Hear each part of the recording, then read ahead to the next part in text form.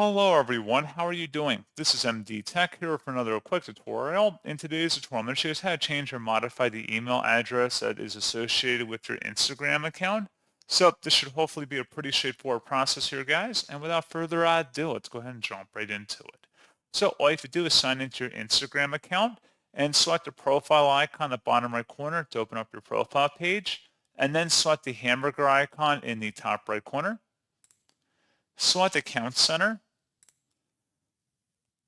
Underneath account settings, you want to select versus personal details. So if you want to change your email, just select versus contact info. Select your email listed in here, and it'll give you the option to insert a new email address. You will need to verify that with the new email address, so you get a verification code sent to your email. And that's pretty much all you would have to do. So pretty straightforward process on that, guys. And as always, thank you for watching. I do hope that I was able to help you out, and I do look forward to catching you all in the next tutorial. Goodbye.